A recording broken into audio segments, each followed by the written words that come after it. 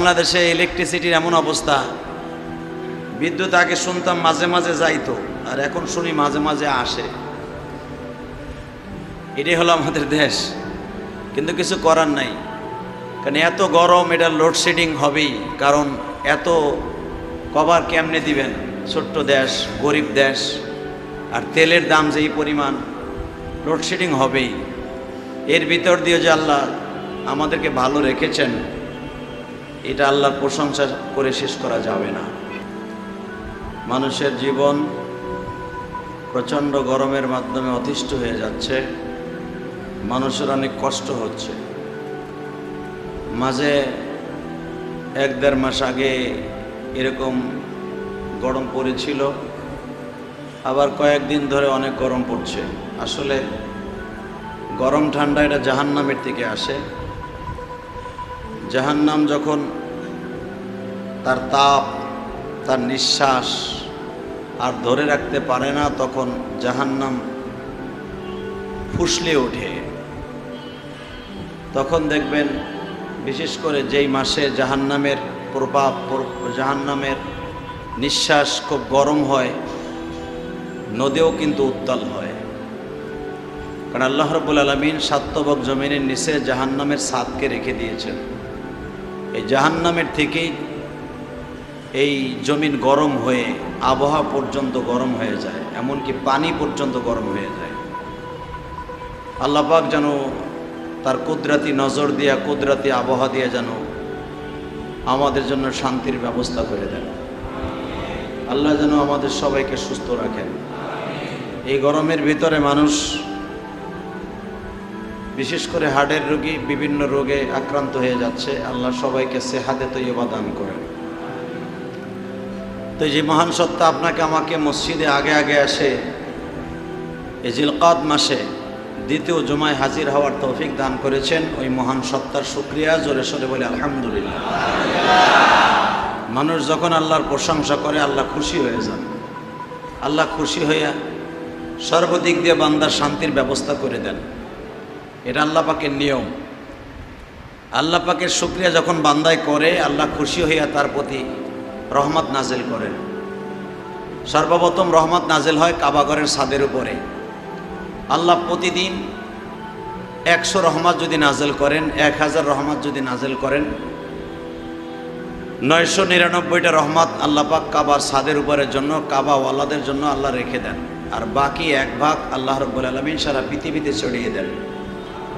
আল্লাহ পাকের মেহেরবান। এই জন্য আমাদের দেশে যদি এই গরম হয়, যারা আজকে সৌদি আরবে জুমার নামাজ পড়বে, তাদের অবস্থা কি হবে আল্লাহই ভালো জানে।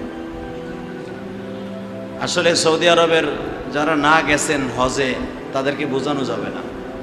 সৌদি এমন একটা দেশ, আপনি এসি ছাড়া 1 মিনিটও রুমে থাকতে পারবেন না। ও দেশটাই রুমের ভিতরে থাকেন, যেখানেই থাকেন অনেক গরম। আল্লাহর মেহেরবানিতে আমাদের বাংলাদেশ 6 ঋতুর দেশ। এই ঠান্ডা, এই গরম। এখন বৃষ্টি হবে, আলহামদুলিল্লাহ, একটু পর ঠান্ডা হয়ে যাবে। আল্লাহ পাকের মেহেরবানি। তা আল্লাহ পাকের কাছে আমরা দোয়া করি যেন আল্লাহ পাক আমাদের বাংলাদেশের এই ক্ষুদ্র বাংলাদেশ, আমরা আসলে গরিব মানুষ, নাই এসি, নাই কোনো ভালো ব্যবস্থা। এমনও বাসা আছে, আর বাংলাদেশে ইলেকট্রিসিটির এমন অবস্থা, বিদ্যুৎ আগে শুনতাম মাঝে মাঝে যাইতো, আর এখন শুনি মাঝে মাঝে আসে। এটাই হলো আমাদের দেশ, কিন্তু কিছু করার নাই। কারণ এত গরম, এটা লোডশেডিং হবেই। কারণ এত কভার কেমনে দিবেন? ছোট্ট দেশ, গরিব দেশ, আর তেলের দাম যেই পরিমাণ, লোডশেডিং হবেই। এর ভিতর দিয়ে যে আল্লাহ আমাদেরকে ভালো রেখেছেন, এটা আল্লাহর প্রশংসা করে শেষ করা যাবে না। আল্লাহ যেন আমাদের মৃত্যুর আগ পর্যন্ত যেভাবেই দুনিয়ায় থাকি না থাকি, আল্লাহ যেন সুস্থ মেজাজে রেখে ইমানের সাথে আল্লাহ বিদায় করে দেন।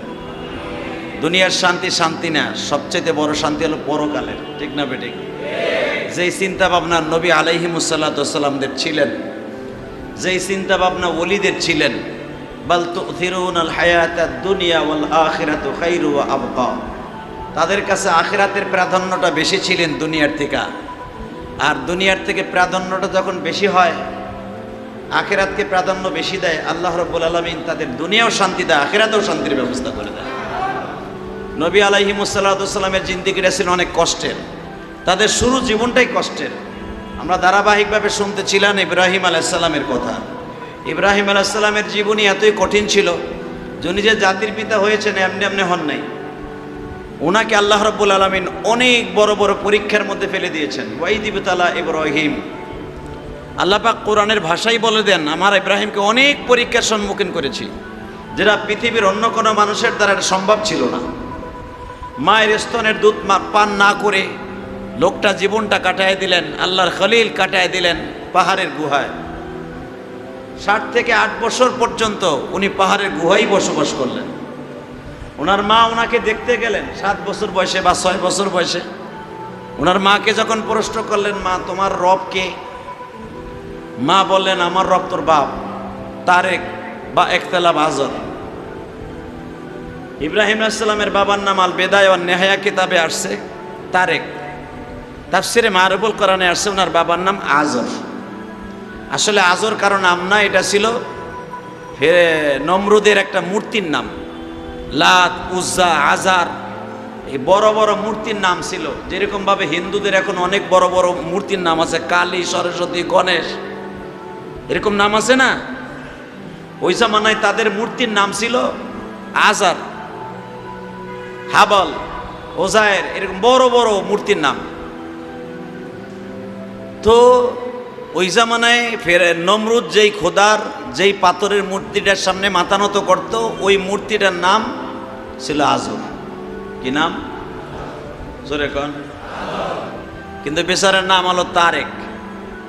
কিন্তু আজর কেমনে হলো আমি আপনারে দেখাই দেই। কলা যখন কোনো মানুষ কলা বেচে তখন তার নাম ধরে কেউ ডাক দেয় না, কলা আলা ভাই দিকে আসো, ঠিক না বেঠিক? যখন কেউ রিক্সা চালে কেউ ডাক দেয় না এই রিক্সাওয়ালা, এটাই কয়, তার নাম ধরে কিন্তু ডাক দেয় না। যখন একজনের নাম আব্দুল কুদ্দুস, সে হয়ে গেল চেয়ারম্যান, তখন আর তার নাম ধরে আব্দুল কুদ্দুস কেউ কয় না, তার নাম চেয়ারম্যান কইয়ে ডাকে। এই আব্দুল কুদ্দুস কই গেছে? জিজ্ঞেস করছে আব্দুল কুদ্দুস কই গেছে? কয় চেয়ারম্যান সাহেব বাজারে গেছে। কথা কন না কেন?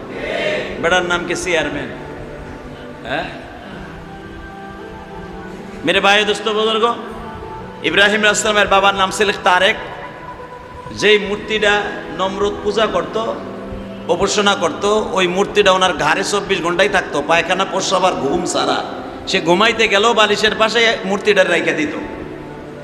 তো এই মূর্তির পরে ভিত্তি করে সবাই ডাক দিত যখন আজর, এই মূর্তি যখন নমরুদ ডাক দিত আজার, আজর ডাক দিলে ইব্রাহিম আলাইহিস সালামের বাবা কান্দের থেকে মূর্তিটা তার সামনে নামাই দিত।